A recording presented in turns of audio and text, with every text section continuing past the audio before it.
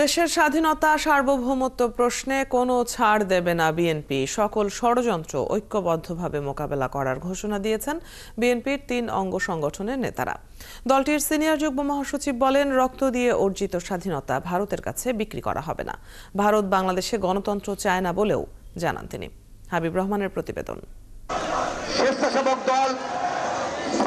ভারতের আগ্রাসনের বিরুদ্ধে লং মার্চের আয়োজন করে বিএনপির ৩টি অঙ্গ সংগঠন, জাতীয়তাবাদী যুবদল, ছাত্রদল ও স্বেচ্ছাসেবক দল।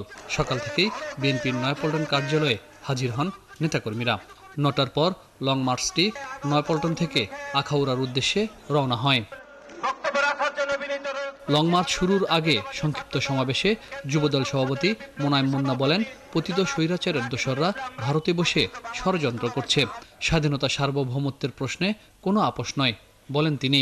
স্বাধীন সার্বভৌমত্ব বাংলাদেশের প্রতি কোন শকুনের দৃষ্টি পড়লে বাংলাদেশি জাতীয়তাবাদের সৈনিকরা কিন্তু ঘরে বসে থাকবে না। স্বাধীনতা সার্বভৌমত্বের প্রশ্নে আমরা আমাদের সর্বশক্তি দিয়ে বাংলাদেশকে রক্ষা করবে ইনশাআল্লাহ। স্বেচ্ছাসেবক ও যুবদলের নেতারা বলেন, যে কোনো অপশক্তির বিরুদ্ধে মাঠে থাকবে বিএনপি। দেশে আর ভারতের আগ্রাসন মেনে নেওয়া হবে না।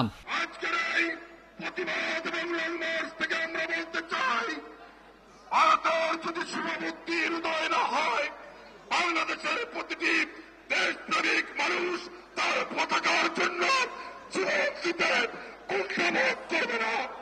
ভারতীয় সরকারকে এটি খুনি হাসিনার সরকার নয়, এটি খুনি হাসিনার বাংলাদেশ নয়, এটি একটি নতুন ধারার বাংলাদেশ। দলটির সিনিয়র যুগ্ম মহাসচিব বলেন, বাংলাদেশের কোনো অংশ ভারত দখল করতে আসলে মানুষ বসে থাকবে না।